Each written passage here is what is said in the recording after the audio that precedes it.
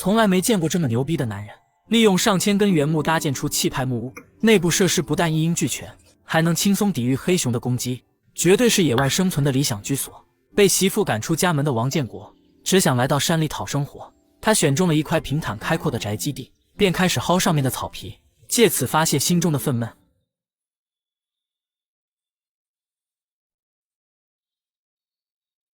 而後便掄起鏟子開始挖掘基坑，鬆軟的沙地挖掘起來不算太費勁，同時還要將沙子往外搬運。得益於他常年幹工地練就了一身腱子肉，這點工作量對於建國來說不過是小菜一碟。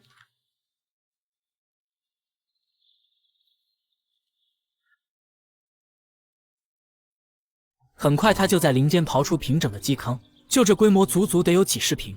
在開始搭建之前，建國還往基坑倒入大量的陶粒，這是他獨創的荒野建造技藝，可以讓積水往下滲透，保持牆體乾爽。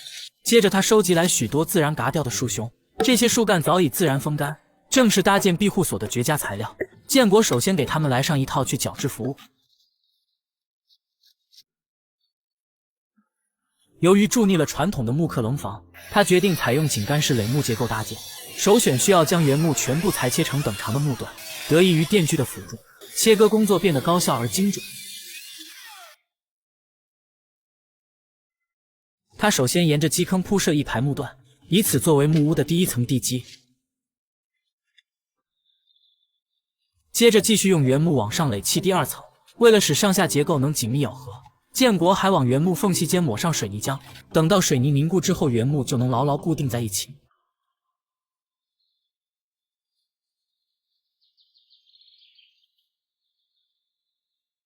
如此一來，就得到了穩固扎實的牆體基座。在開始繼續往上搭建牆體之前，建國決定先把室內的地面鋪裝完成。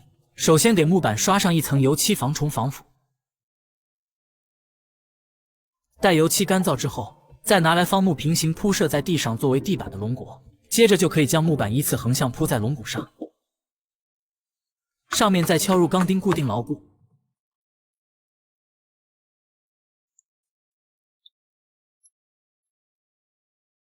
完事後，建國還拿來水平尺仔細測量，底部用木板墊平，確保地板穩固不晃動。之後就可以繼續拿來原木作為磚塊壘砌牆體。由於原木之間存在凹槽，所以往上壘砌時就能自然卡住，每層交接處依然用水泥漿填充縫隙。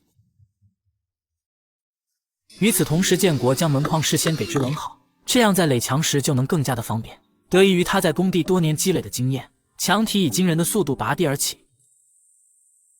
隨着牆體達到半人的高度，還需要在牆上預留出門窗的位置。考慮到西伯利亞的冬天異常寒冷，建國還特地将兩面玻璃窗給連接起來，從而制作出雙層中空的玻璃窗，能有效阻隔寒冷空氣的滲透。隨着窗戶穩穩嵌入牆體，建國繼續用原木往上搭建牆體。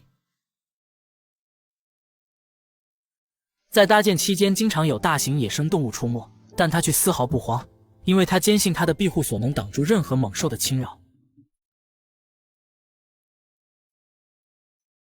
很快牆體就達到了預定的高度，在開始密封屋頂之前，首先要將室內的垃圾清掃乾淨。由於在砌牆時原木之間存在很多空隙，為了使牆體看起來更加的整齊美觀，建國還要用水泥漿將所有縫隙徹底填平，確保牆體的美觀度和密不透風。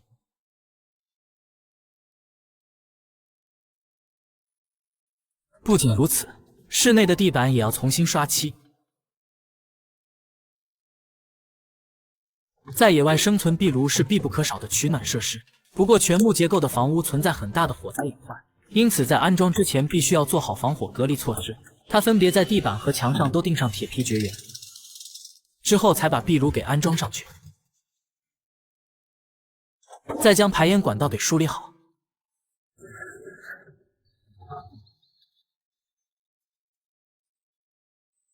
接着就可以拿來放木架設上去，制作出屋頂的托梁。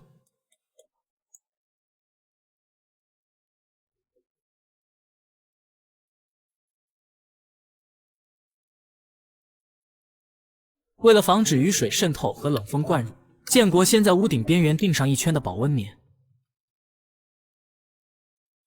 然後再鋪設一層防水布。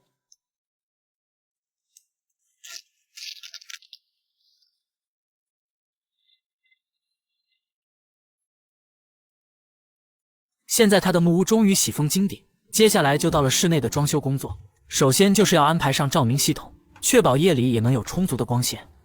為了能住得更加舒適，還需要制作一張結實的木床。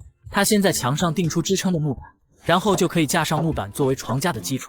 為了確保足夠的支撐力，床架下方還要加裝床腿，這樣搭建出來的木床即使在上面唱跳打撲克也能穩如泰山。隨着天氣越來越冷，防寒保暖的措施必須落實到位。建國首先給內牆的縫隙都塞上保溫棉，門窗的縫隙也要裹得嚴嚴實實，確保不會走漏半點風聲。等做完這些，他的木屋也終於搭建完成。接下來就到了喜聞樂見的幹飯時間。